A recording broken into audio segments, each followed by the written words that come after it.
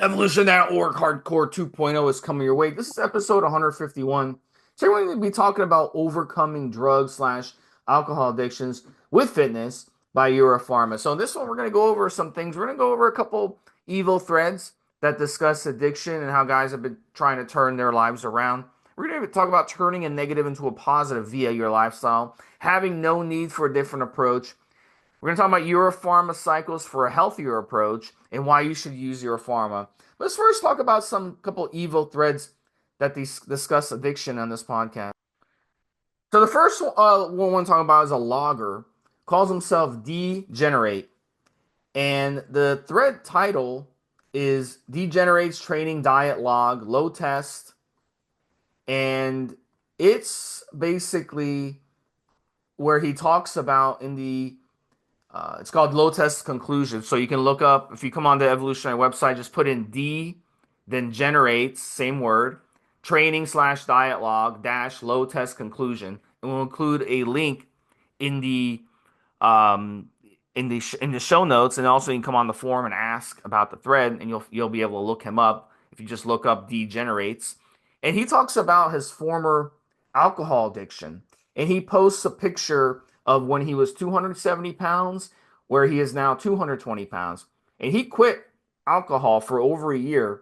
And before that, he was drinking heavily and he was really overweight. Basically, it's like if you go to a NASCAR or football or any of these events where you have like a lot of rednecks and they all have like the beer bellies. Because all they do before the race is they sit in front of their truck, drinking, downing tons of beer. And all that just goes straight to your gut, and you end up having a huge ass gut. And you can imagine the amount of damage you're doing in your body. So, just by eliminating alcohol and making some subtle changes, he dropped 50 pounds, Mobster. And he posted some before and after pictures, and he looks a hell of a lot better. But more importantly, his health has improved dramatically. So, it's good to see him. And he actually posted recently, so he's still doing great as far as his has changed. So we like to see that. And now he wants to set a new goal to start cutting in the spring and cut even further. So he's currently 220 pounds, just a little bit of a stomach. I would say his body fat's probably 20%, maybe 21, 22%. So before, his body fat was over 30%. So you'll see the pictures when you go on there, you know exactly what I'm talking about. But really, he's not that far away. If he takes things to the next level to get down closer to 16, 15, 14, 13% body fat, and then you can start seeing your abs start popping. So just by quitting the alcohol, he made a tremendous change. Absolutely. Yeah, go ahead. I mean, look, I'm looking at his physique right now, Steve. I'll just address this. He's got a good fixed structure there, and a tiny bit of meat on the delts on the arms would make his waist look small. If he brings his waist down, he's going to look a thick muscled motherfucker. He's going to look good. I mean, look, when we talk about these shows, when specifically addiction and positive behavior, etc., he's dropped, as Steve said, 50 pounds. 50 pounds in this day and age, with the commonalities and stuff that we discussed on these shows before, Steve, in regards to obesity, is fan-fucking-tastic. I mean, if I was doing a societal thing related to the members of our forum and our listeners, Steve, it's kind of frustrating in its way. And I say this as an older gentleman as well, because I have friends and family that have had addictive issues and people out there that could be making positive changes. It's a little bit frustrating sometimes from my point of view. I would argue that Steve and I have positive addictions. We like health. We like to eat well, properly, cleanly. We like to try to think that we do things on a daily basis that are relatively positive to our body. But at the same time, I would argue that some of what Steve and I do is slightly addictive. If we're not doing those things, it's a mental thing sometimes, Steve, that we don't feel like we got enough steps into the day, or we overindulge on certain things, or you didn't do enough hot yoga, or I didn't hit the gym when I should have hit the gym, and so on, right? So, the bad feelings that are associated. I like this specifically, this particular thread, in a good way and a bad way. The bad way is obviously there are too many people with addictions, whether that's to prescribed medication, alcohol, narcotics, recreational drugs, overindulging in food, not doing enough positive things with their life. But then, of course, the positive of this thread is the transformation so far. And what I really like, and this is super positive, is he's not happy. He's happy enough that he's dropped £50, but he wants to do better. He wants to progress more. And that to me right there is something that we grab hold of on the forums when we talk about the positive reasons for people coming onto the forums, and we talk about logs, and we talk about meal prepping, and we talk about the suggestions that we can make to members of the forum.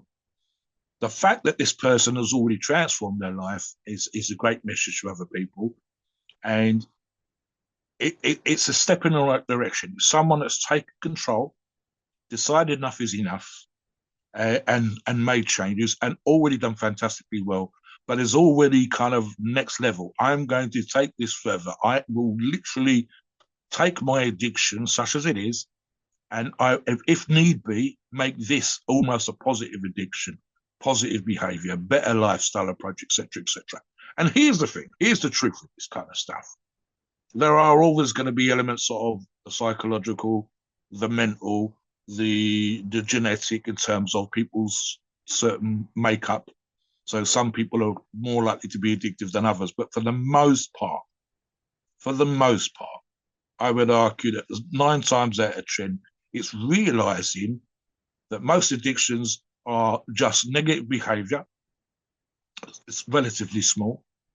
Taking control of your life, turning things around, and literally every single day doing something positive. And I think this member, Degenerate, reflects that. Literally, it was his decision to grab the bull by the horns and make the decision to change, to step up, to say who is responsible. Let me finish on this particular thing, Steve. And this applies to every single person listening and every single person on the forum. Right? I've been on multiple, for various jobs over the years, health and safety courses, Steve. And the first thing they tell you on a health and safety course is the number one person who's responsible for your health and safety is you. When it comes to training, when it comes to nutrition, when it comes to getting your ass out of your bed in the morning and getting to the gym after work, whatever the hell time you do it, whether it comes for revision at school, all these things, the number one person who's responsible for that stuff is you. You are responsible for 99.9% of your behavior, even arguably the nurture stuff that's been ingrained into you by your parents and society and so on and so forth. You're still responsible. And this person, this man, has stepped up and said, I'm responsible for my behavior before. I'm responsible for my behavior now, and has taken control. And that to me, Steve, is out fucking standing. Yeah, you So can't yeah, depend. Yeah, you can't depend on someone else. no one So else. yeah. So one of the things too, researching for this episode, and I looked up the average cost of an alcoholic in America. How much an alcoholic spends on drinking per month is $500. That's an average, and I've known people that spend more than that because they go out to the bar after work and they spend and they buy drinks. Then you tip the bartender. So if you spend, let's say $15 a night going to the bar or 20 Mm, bucks a night just going to the bar, mm, that doesn't even count the food that you're eating with the food. I mean, it adds up. That's $600. If you spend $20 a day, that's $600 right there. And, so 500 is, to me, that's kind of low. I would say they spend more, somewhere between 500 and 1,000. So just imagine not having the burden of spending that money. That's a lease on a nice car, 500 a month. That's food you could be buying with that 500 a month. Good nutritious food. That's a steroid cycle that you could be buying with that 500 a month. You can buy a whole steroid cycle for $500 total. So you're spending that per month. So it's really a waste of money. And this degenerate guy, he's probably noticing that. He's like, wow, I have more income, in my pocket. I can use this money to take a vacation. I can use this money for other stuff. I can save it, for a rainy day. So there's so much money wasted on alcohol that it's mind boggling. We're not even getting into the recreational drug stuff yet. which we are in the next one. So, Mobster, why don't you touch on the next thread where it's So recreational drugs? yeah, so the next thread, guys, was a member of the forums who's come on and told us. I'll read this specifically for 28 years of age, 5'10", 170 pounds. I would say he typifies most of our listeners at age and height and weight. So that's great right there. I'm a former addict, and I'm trying to get away from using. Sorry, let me read that out. It's called A Gram a Week of Test. That's the topic thread title. You can search for that, and this is the thread that will come up. I'm a former addict, and I'm trying to get away from using recreational drugs. So far, I've been sober for the past 9 months. That right there's amazing, Steve. I'd like to switch to using testosterone on 1,000 milligram a week, as I've heard stories of former addicts doing that and then using steroids to push themselves to the next level. I think he means exactly the same thing. It's slightly contradicting, but whatever.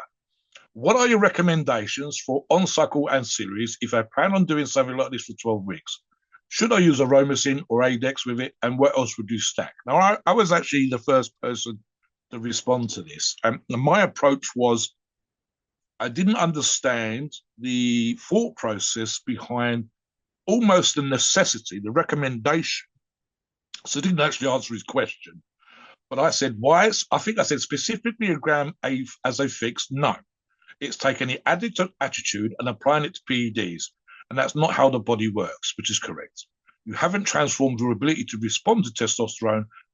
And I didn't say this, but because he was an addict, he should still arguably have the same impact with 500 milligrams or 600 milligrams or 1,000 milligrams, as he suggests.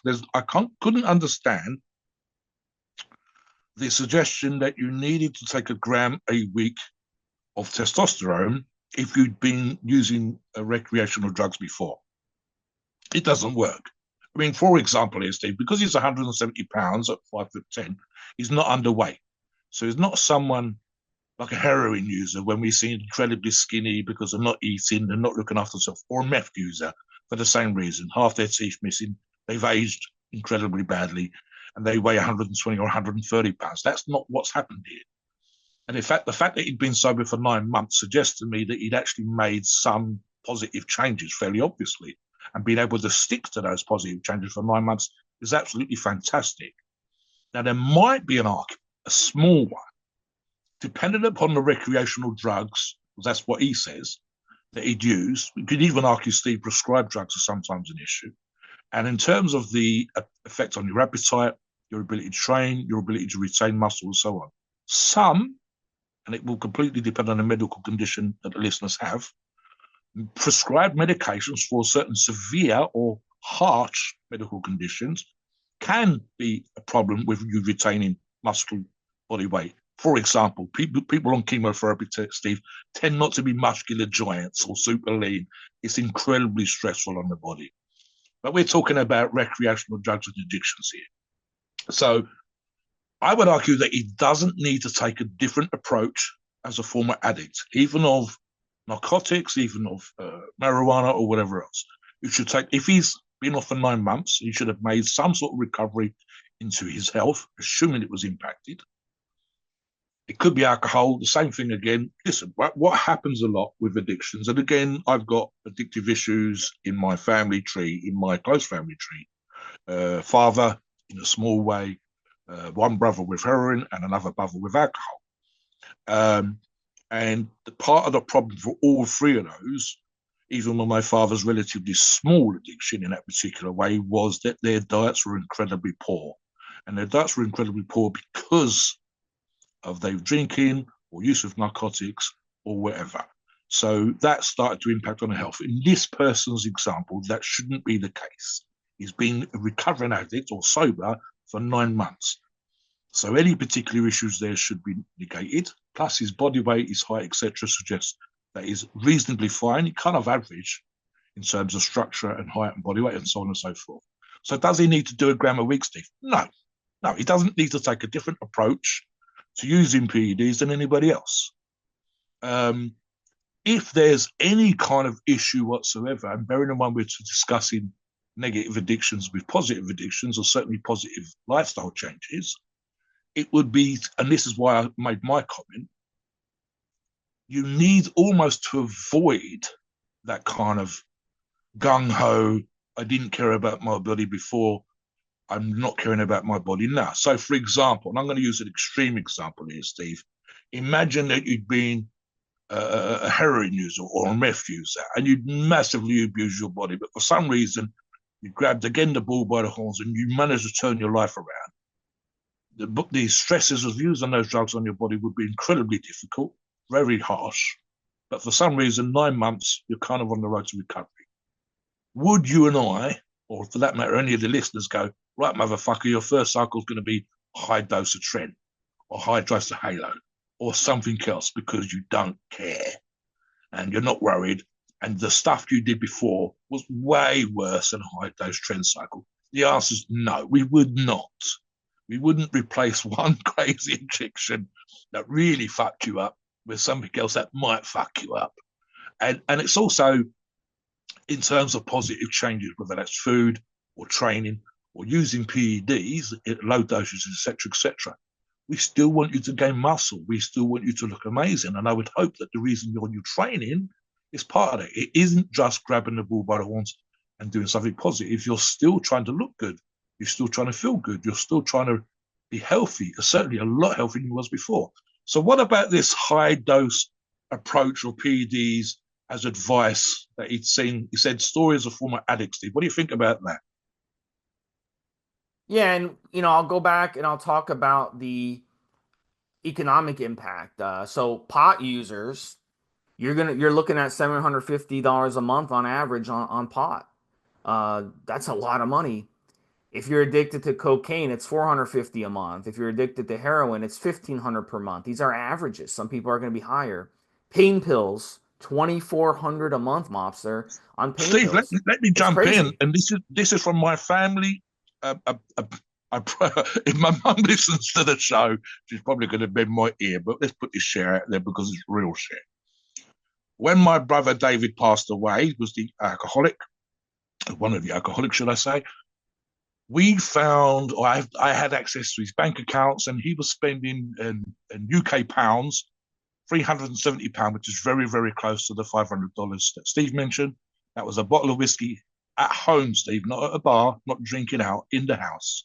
A bottle of whiskey per day. Michael, my younger brother, or the youngest brother, passed away when he was 40.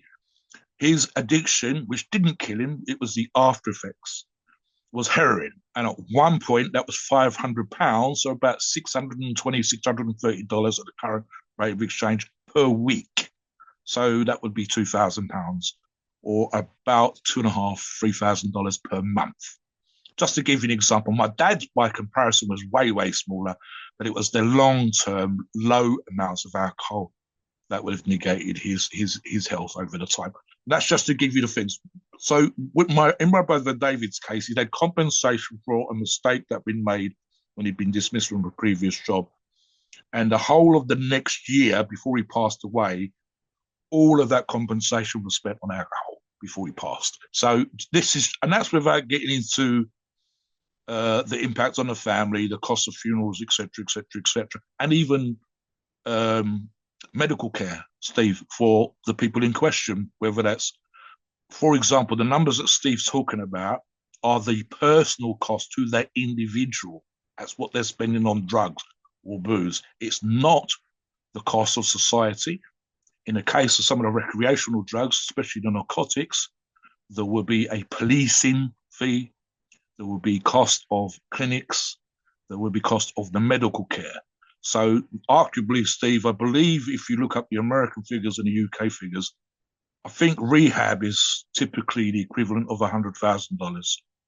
The necessity of having certain clinics or drop-in centres or needle exchanges, there's a cost there as well. So it's above and beyond the personal cost of the individual. Back to you. Yeah, and in the end, when have this type of addiction, or you're suicidal, or you're hurting yourself, like this, and you're wasting all this money. It's not you that you're hurting, it's others. It's your family, it's your loved ones you're hurting. because now you're taking money out of your kids' college fund. Now you're taking your money out of, your spouse's money. We've seen spouses basically take all the money in the relationship. People marry people with addictions and they think they can change them, and they can't. And that person ends up draining them and hurting their lives too. So it's not just you. So it's a very selfish act. And then tobacco is another one that I didn't get to. Mobster jumped in, but tobacco is a big one too. And tobacco is 500 a month. If you smoke 2 packs of cigarettes a day, you're looking at somewhere between 15 and 20 bucks a day just smoking cigarettes. That comes out to 500 a month. And that doesn't count other tobacco products. Doesn't count.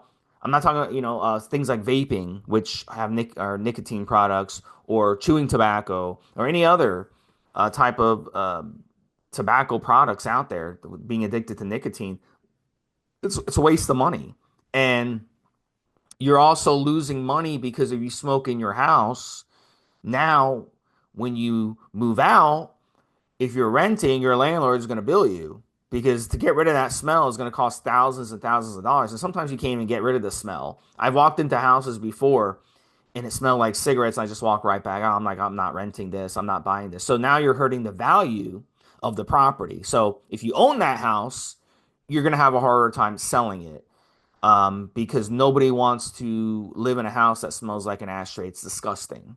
It's fucking disgusting. You won't realize if you're listening to this and you smoke, you're not gonna realize how disgusting smoking is until you quit for like a time period. And then you'll realize how disgusting it is when other people smoke around you, or you walk into a house where someone's smoking. You leave the house, all your clothes smell like cigarettes. It's just disgusting. So you have to think about others in life, not just yourself. And addicts have that one thing in common, mobster, is that they're selfish, and that's the problem. So so how do we turn Let, a let, negative? let me Yeah, let go me ahead. give you one single example for that, Steve, and it's kind of annoying. And I say this as a granddad.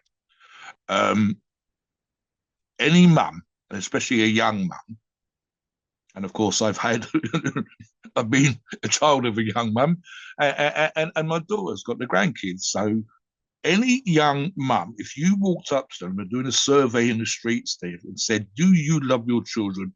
Would you do anything for your children?" I can't think of maybe 99.9% of those mothers, older mothers, never mind younger mothers, would say yes, absolutely. I would die for my kids. I love my children, etc., etc. Now, how many times?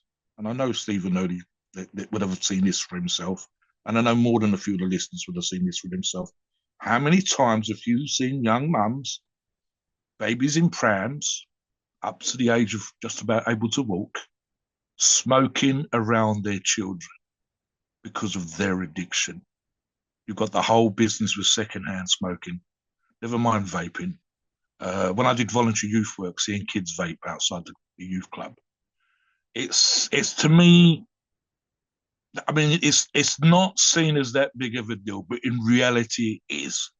You can't argue about the medical effects, cancer, etc., inability to breathe, asthma, and so on and so forth of smoking. You could argue that it's around you. You're not trying to smoke around. Listen, if I don't smoke and I don't, and I take your child out of the pram and I lift your child up, I bet I can smell smoke on their children.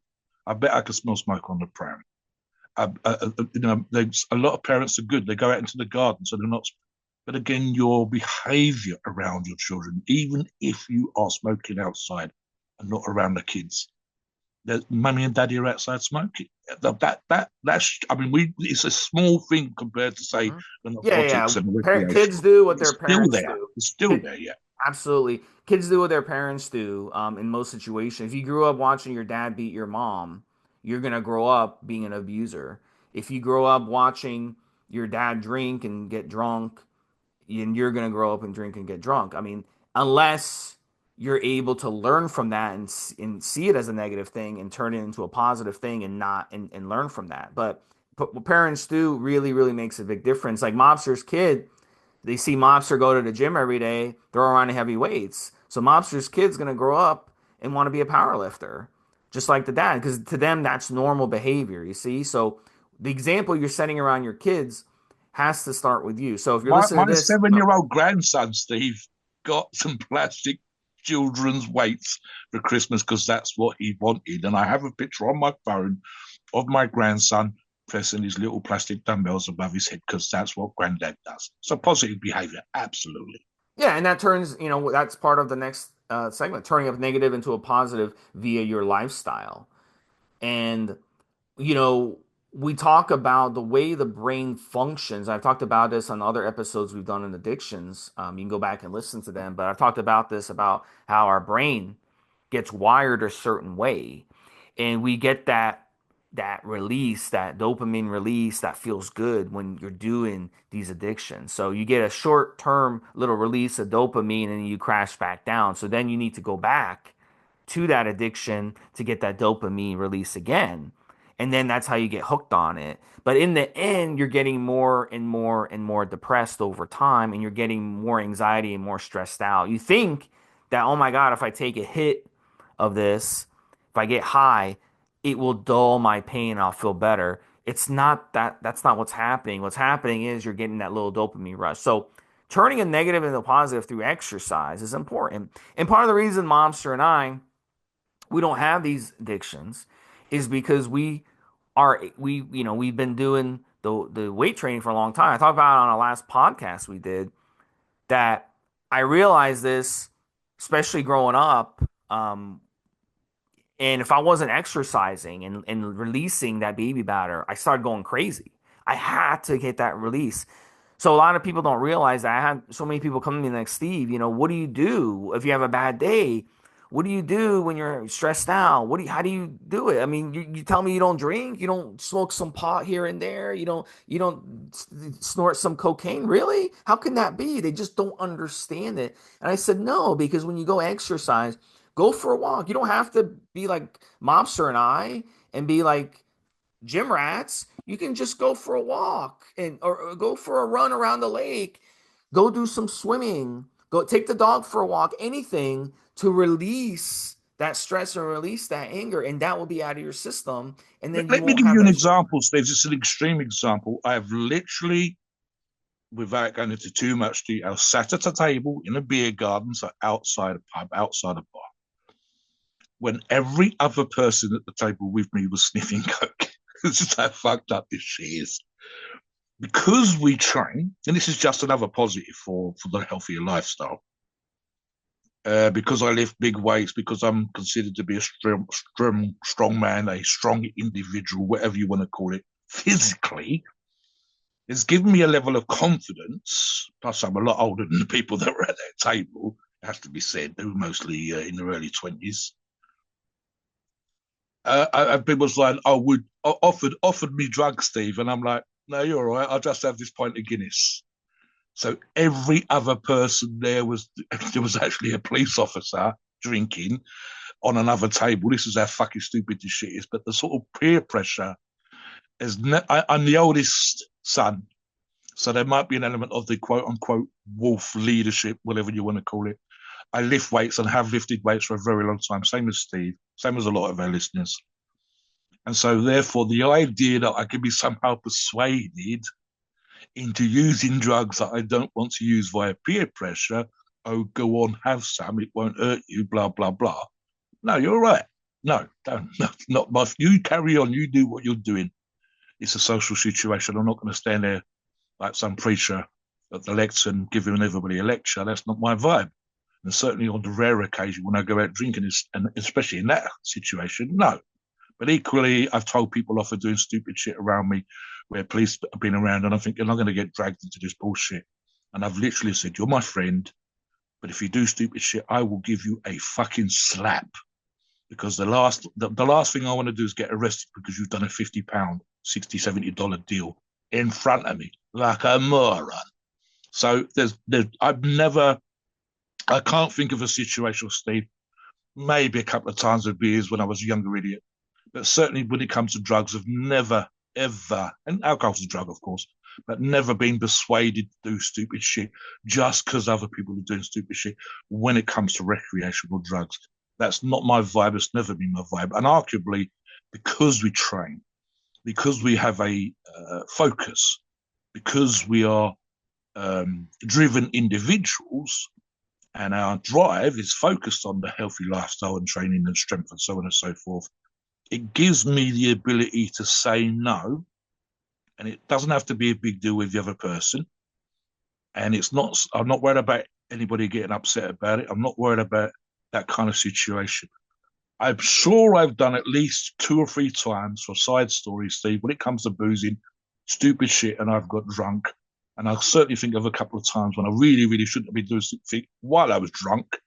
But the recreational drug thing, apart from maybe that 2 or 3 times in my life on alcohol, never felt the need for peer pressure, never been persuaded. Here's the thing, and I suspect this applies to a lot of addicts. I could even think of a couple of examples where it's another addict, someone who's already an addict, trying to persuade you to make themselves feel better and have you join them in that particular situation so that they don't feel guilty about doing what they're doing because you're joining in and it won't hurt you. In reality, the first person's already an addict.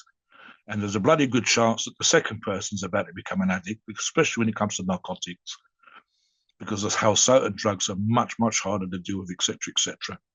And again, there's also situations, Steve, when it comes to people's mental health and stress and life and dealing with deaths and marriages and divorces and whatever else, and the temptation to try and, as Steve said earlier on, dull that ache, dull that pain in its situation. Me in the situation I described earlier on, 3 pints of Guinness, happy smile, go home and have some Sunday dinner. I don't need to be getting drunk on a Sunday, and I certainly don't need to be in public getting high, sniffing under a fucking table in a beer garden. And that's just like, you're 20 odd years of age, you're doing stupid shit. I don't need to join you because I'm not 20 years of age doing stupid shit. But a lot of people are affected by peer pressure. When it comes to the forum stuff again, Steve, I'd argue that you take yourself out of a negative peer pressure situation and you put yourself into a positive peer pressure situation where we're going, we want you to be healthy. We want you to look good. We want your journey in this lifestyle to be successful. We want you to come back and go, you guys supported me. Look at me now, motherfucker. Look at everybody around me. One of the persons I'm talking to right now, Steve, as a client, I'm sure you could say the same thing, literally had a gym owner come up to them and say their legs were looking better. And that's just in the last 4 weeks. That's the shit we like. That's the stuff we do in the forums, where there are people talking about them in the shop or someone in the gym. Noah Wicks, when we did the podcast with Noah Wicks, Steve, had a former competitive bodybuilder praise him on the changes that he'd make and start to talk to him about competitions. And that was just Noah wanting to do positive stuff for himself. Now, Noah's not an addictive thing, but it was more about transforming himself and being recognized and that kind of positive feedback. So, when I did the voluntary youth thing, Steve, I had to be a positive role model. And that includes steroids, that includes drugs. You get asked about these things. Kids will ask you about anything. And of course, I did take steroids, yes. But I'm, again, 37, you're 15 or 16. It's a no. And explaining why it's a no. And so on and so forth. So all these things need to be thought of. And again, guys, you're listening to this show because you want to make positive changes. You're listening to this show because you want to take control of your life. So this is what the show's all about. Yeah, and look, we pride ourselves. It says, if you scroll down on the forum, it says we pride ourselves on a judgment-free zone with love and respect for all in our family. And this is the number one community in the world to discuss steroids, SARMs, SERMs, AI, peptides, PCT, pro hormones, training, diet, and bodybuilding. So if you need a community, as Mobster said, the peer pressure, you're surrounded around people who are, as Mobster said, drowning them their agony in alcohol. And where is it getting them? It's getting you nowhere except wasting all your fucking money that you could be saving. What's the classic example of someone that works in an office, Steve, that wants to do meal prep? And how many times have we seen, this is how stupid this stuff is. It's not even drugs or alcohol. They've literally brought in a little Tupperware tub of prepared meal prep food. Let's say it's pasta and tuna. And someone in the office will say, why are you eating that shit while they're eating a donut? or slice of pizza. Yeah, and that's an Fine. addiction too. That we can add that too. Although this podcast, we're focused more on hard drugs and alcohol, but like sugar is an addiction and junk food is an addiction as well. So we've talked about it on prior podcasts. So again, it's the same thing. This is why a lot of people like to work from home because you don't have to deal with stupid people. That's why I didn't like working in an office. Although I kind of miss some of the elements of it, but it's just like you work in an office full of other idiots and there's always that one or two idiots there. So it's always good. But I mean, I used to food prep and bring my stuff into the office mobster, but people would steal it. So people would steal my food, and then I confront them, "Why are you stealing my food?" And they'd be, "Oh, my bad, I didn't know it was yours." So literally, that's what happens. I mean, so at the end of the day, as much as people will say, "Oh, why aren't you eating the donut?" At the end of the day, they're going to steal your food because you know your food tastes better and it's healthier, so they're going to want to steal your food in the end. Just go on to the next topic, buddy.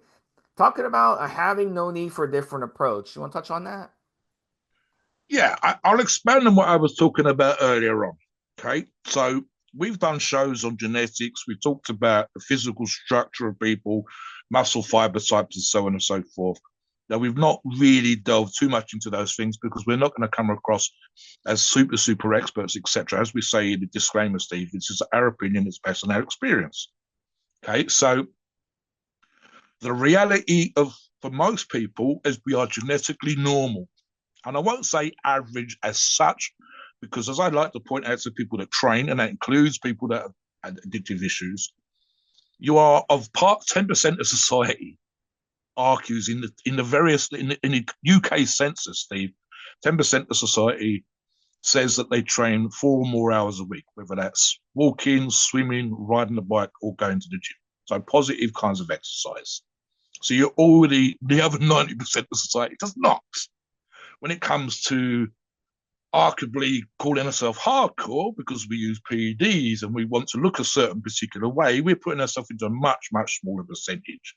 But genetically speaking, most of our listeners will fall into that height range and body weight range that I spoke about earlier on. There is some argument, and I've touched on this in another show, that because of our poor diets, there has been some genetic, evolutionary genetic changes to our microbiome vis-a-vis in the West, eating crap food has affected our gut health. We haven't had our eyes change. We've just adapted a little bit. We haven't suddenly got longer fingers because we're using keyboards more or whatever. But in terms of that genetic thing, is probably the only one that I can think of where there's an actual change that's been recognized in scientific studies. And it probably only applies to the West, because not everybody's eating McDonald's and Costa coffees and whatever.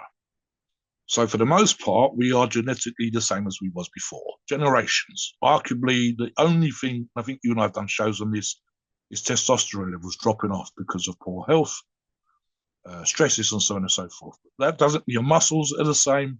Your ability to grow and respond to muscles and training is the same. Your ability to respond to good nutrition is the same, more or less. Okay.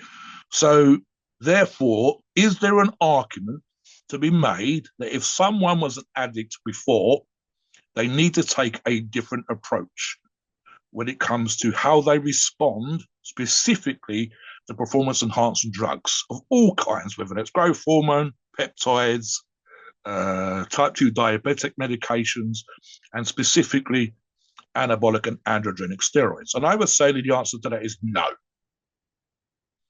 Unless the narcotics, the recreational drugs, whatever the fuck you did before, has really fucked your body up, and it shouldn't have done, you should still have the same physical responses that most people have, i.e. average. You might have slightly below average, you might have fantastic response, i.e. you're a genetic freak. But generally speaking, your responses should be the same as it was before. Therefore, your approach needs to be the same. It shouldn't change because you haven't changed. You haven't changed your genetics. You haven't changed your muscle fiber type. You have started lifting weights. You have started going to the gym. You are rowing the rowing machine. You are riding a bike in and outside of the gym. You are getting your steps in every single day. So your body should be responding to those things. You should, and I know this is the case, again, working with clients, You should start to feel better, eating better food, healthier food, putting more vegetables back into your system, and so on and so forth. But again, the human body is incredibly adaptive.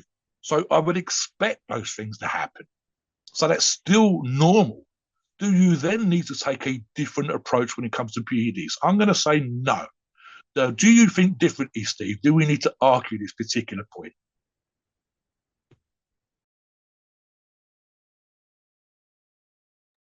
Yeah, and look, we can go right into, the best Europharmacy cycles for a healthier approach if you want.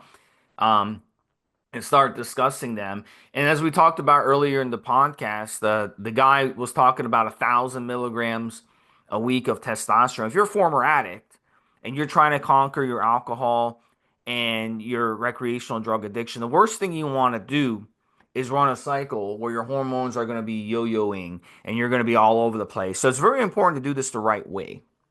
So really, let's say you want to do testosterone, just do 500 milligrams a week. There's no need to go 1,000 milligrams a week. If you're using Euro Pharma products, you know you're getting high quality testosterone. So why go any more than 500 milligrams a week? It's plenty. But here's the key with it. Euro Pharmacy's got everything. They got everything for you. They got what you need on cycle and they got it PCT products. So you want a PCT, obviously, and you want on cycle if you're using that much testosterone, it's going to aromatize into estrogen. So you want to be using a good quality aromatase inhibitor. So they have Aromacin and they have Arimidex. So they have you covered on that.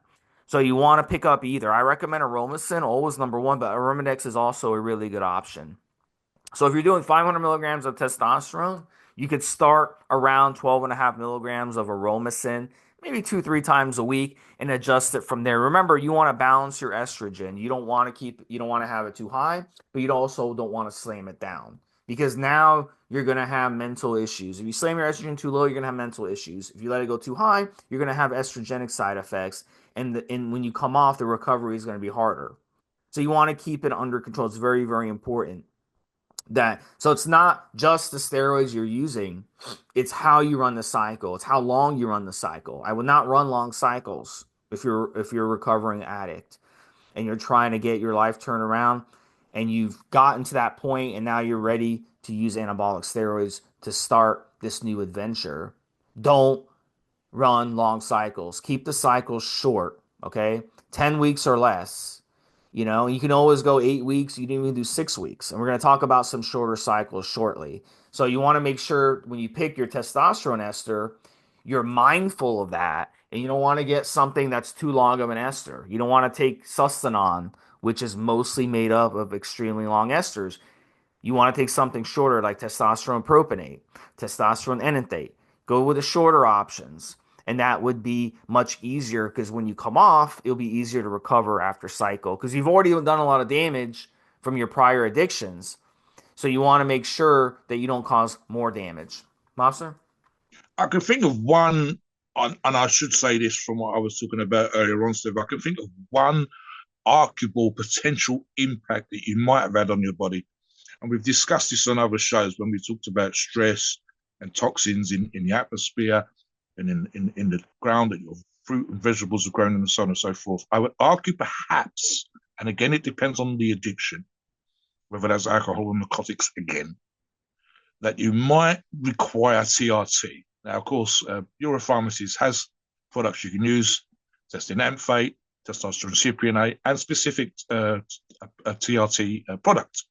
So there might be an impact on your testosterone levels. Again, we would recommend getting a blood test. I 100% agree with Steve in terms of the shorter cycles, the longer gaps between cycles, Steve. So, for example, 8 weeks on, 16 weeks off, at least. We're all about, in a specific example, maintaining a level of health, making sure that you feel good.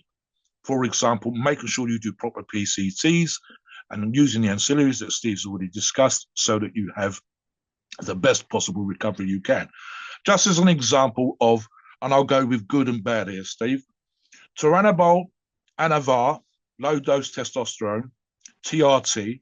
I've put Masteron and Provarin to boost your free testosterone to get the most out of your cycles versus, for example, and again, this is about making sure that you feel better, recover better, and have less of an impact on your body, on your endocrine system, on your blood values, the good, the bad, and so on and so forth when it comes to cholesterol, etc. So, for example, and I think this is more to do with the addictive behavior stuff and your response. No trend, no halo, no crazy dosages, and again, making sure, even with those examples, that you do testosterone boosting, a good PCT, and use your ancillaries. I'm looking as one example, Steve, which would probably be great, and you wouldn't have to run this at high amounts. I looked at Euro Pharmacy's Blend 450, which is 250 milligrams of testosterone in enanthate and 200 milligrams of DECA, and 3/4 of a mil twice a week for 8 weeks, just as a way of adding on muscle. If, and I use this, if I emphasize that particular word, the previous addiction did have a physical effect, i.e., you were still coming back with the ability to rebuilding muscle tissue that you lost because of shitty lifestyle, then I might, for example, recommend a product like this to help you get muscle back on. Not necessarily to bulk up, Steve, as such, but just to get back that healthy amount of muscle that you used to have. So that's a different approach again. What do you think about that, Steve? If they have had a negative impact, recovering some of that lost muscle tissue rather than what we would normally address, which is adding new muscle tissue, getting leaner, etc. Yeah, and it's important to get blood work done as well because, as Mobster said, you did a lot of damage to your body. You might be a prime contender to get on TRT, and you probably be able to get a prescription for it, which would be really helpful, especially if you have some type of criminal history or criminal background. This way, if you ever get pulled over or you're going to the airport and they check your bag and then they look up your record and they say, yeah, he's a former addict and he's carrying steroids. Well, no, I have a prescription for TRT. So then you're good. So it's important to have that. It's important to have it on your vial and have it with your syringes. So in case something happens, because you're going to be, it's one of those things in society, unfortunately, for a lot of you, you making a mistake, you went through some stuff, now you're better, but it's still going to stay with you. You can't erase your history. So they're going to be, they're going to want to know if you ever get pulled over and they look you up and they see that you have a history, a criminal history, they're probably going to find a reason to go through your car. And if they go through your car and find your vial of testosterone, you could be in trouble. So it's important to try and get legitimate testosterone. But if not, you can always just get the self TRT. Just be smart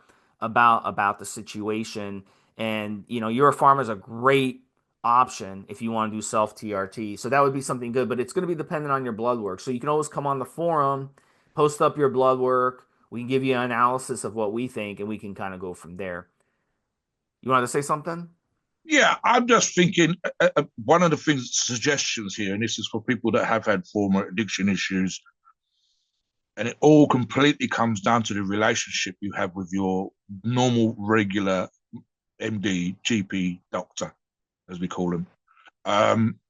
If you've got a good relationship, and if they're aware of your previous addictive issues, if you had that kind of relationship with your doctor, which would be an absolute fucking huge positive here, Steve, I'd love to be in that position. And in fact, there are a couple of examples here in the UK, you might have them in America, where you might have done rehab. You might have worked with some sort of recovery type organization to help you come back away from the negative behavior you was exhibiting before. If you have a prescription, like Steve said, I'm not even thinking of TRT clinics or life extension clinics here, Steve, specifically working with someone who really wants to see you get back on your feet. That would be fucking amazing, because that, and perhaps a relationship to a smaller degree with the local pharmacy and the local pharmacist specifically, where they're aware perhaps of your medical history and they want to help you because they can see what you're doing, would be absolutely fucking amazing, Steve. So, I mean, look here, I'm looking at other products here, Steve. And as I said earlier on with regards to the TRT, Euro Pharmacies does a TRT 400 product, Steve, which you could take half a mil or even slightly less. And in that particular example, I would probably run this for myself, but I'm thinking again of these individuals at 200 milligrams a week. That's half a mil. Now, just on the high dose products, which TRT 400 would be, it used to be the situation, and this is something else that would probably help the addictive personality is recovering. It used to be a situation where running high dose products came with issues in and of itself. And I want to make your journey as smooth as possible. I don't want you to have any particular issues or whatever else. So previously in the past, high dose products had a much higher risk of post-injection pain, discomfort, soreness, even on the injection, never mind after the injection, and so on and so forth. I've got to say, because Steve and I talked about this before, the last 5-6 years, I don't think we've seen a single. Actually, I tell a lie, Steve. I can think of one person complaining about post-injection pain. Which, if you think about the hundreds of thousands of people that we talk to on the forum and on these shows, one person complaining about post-injection pain because of a product, and it was probably down to how they'd used it in the first place. So the issues with post-injection pain have gone away. The quality of oils is much better, including Europharmacies.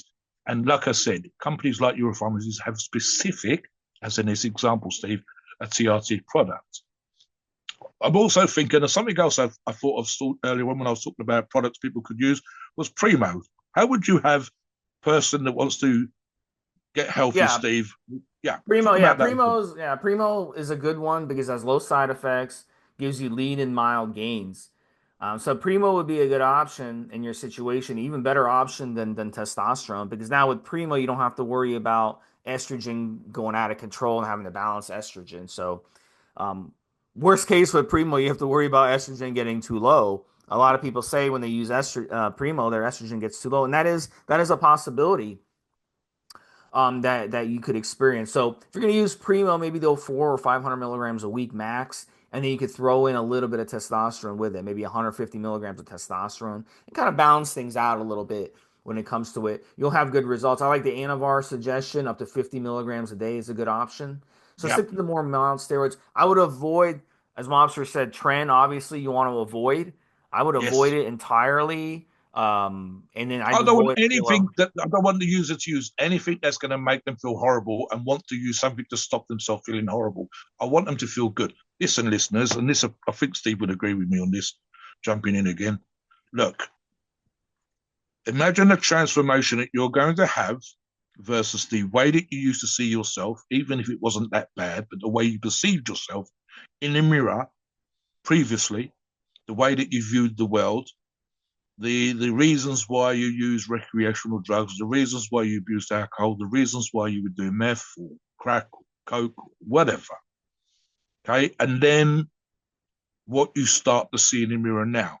So, just to use degenerate again, Steve, kind of out of shape, 30%, way more apple shaped, pear shaped even in terms of his physique, and turning into a someone that has a little tiny bit more muscle, Steve, and you would start to think he's looking freaky. A little bit of muscle on his shoulder. So imagine a transformation, listeners, in your mind of someone that starts to get those veins, perhaps from Winstrol or EQ, or again Turinabol, or even Anavar, just hardening up.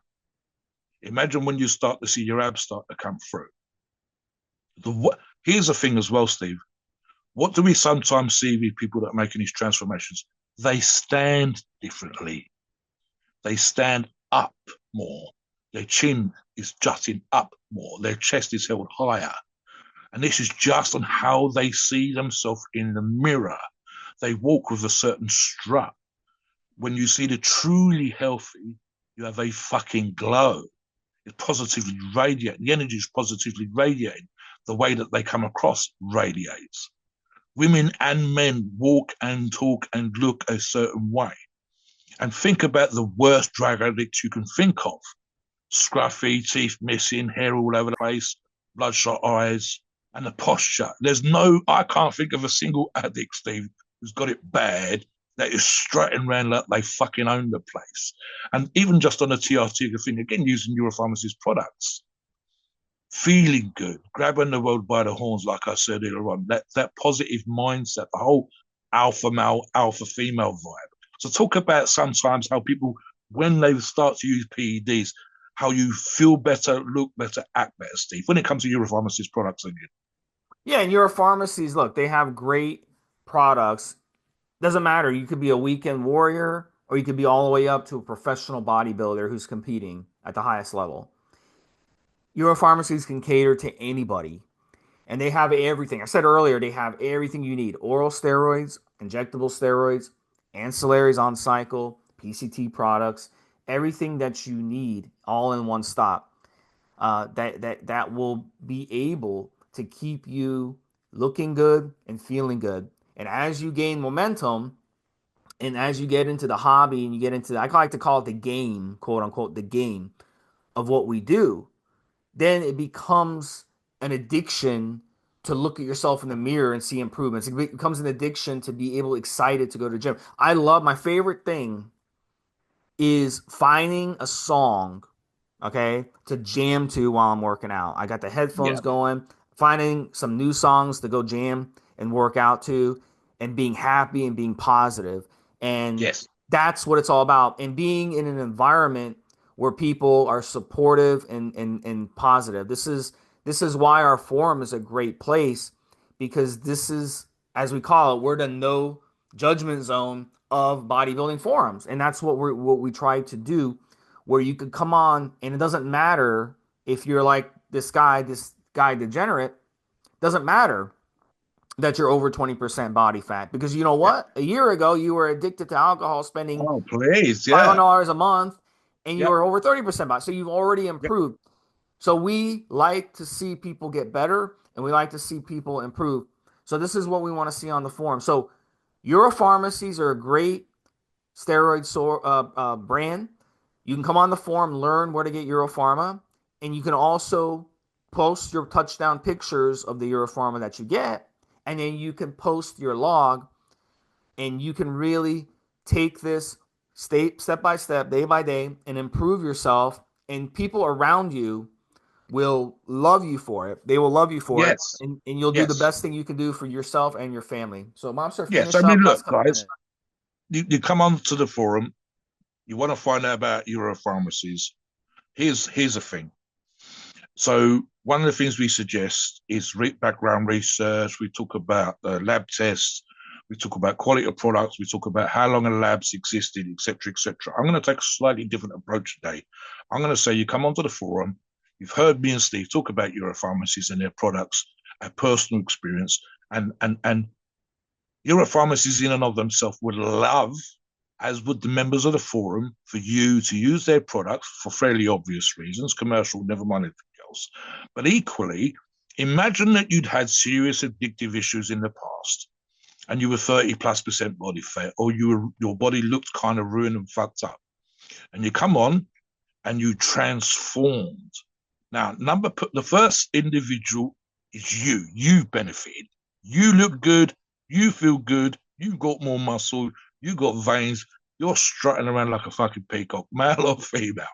That's number one. You benefit. Number two is everybody around you, but specifically when it comes to the forums, benefits too. They get to see you transform. They get to see you on the journey that you've gone on. They get to see that you've had issues that they might be having issues with. They get maybe to message you and say, how did you get past this? Now, not only did you have negative behavior become positive behavior, not only do you feel good, but now you get to feel good because people are mirroring you. People are copying you. They are transforming their lives. You don't have to be going down to a rehab place and talking about 12 steps. You're literally impacting other people's life using your pharmacist products for your own journey and your own transformation, and saying, look at me, look at the changes I've made. And you're not necessarily going onto other threads, you're not going onto other logs, you are just putting your journey out there for people to read. And it'd be like a movie, Steve. Look at me before, look at me now, look at the people I've impacted. And you didn't even have to directly address those people. You impacted them just because they were inspired by your transformation. Degenerate earlier on is a good example. I'd love to see where Degenerate is going to be in the next 12 months, Steve. And the idea that someone could come on a forum who's previously had addictive issues and wants to turn their life around, wants a better lifestyle, could come on and look at his journey 6 months ago, 9 months ago, now, and in a few months' time, and go, my fucking God, does he look good? If he can do it when he used to look like that, because that's how I look now, then I can do it.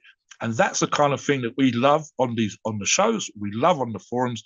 And you'd be making an impact without you having to get on and do a speech or stand up and say what you used to be like, or go into a clinic or rehab place, just by coming onto the forums and pegging into it. The last thing I'll say on that before we finish is the whole lifestyle thing, guys. Don't think diet, don't think short term, think long term. So positive thoughts for the rest of your life. We want it to become your lifestyle, healthier, stronger, better, more vital, sexier. What the hell, Steve? Why not? Please note, we are not doctors and the opinions are ours. It is our view based on our experience and views on the topic. Our podcast of the informational purposes and entertainment only. The freedom of speech and the First Amendment applies.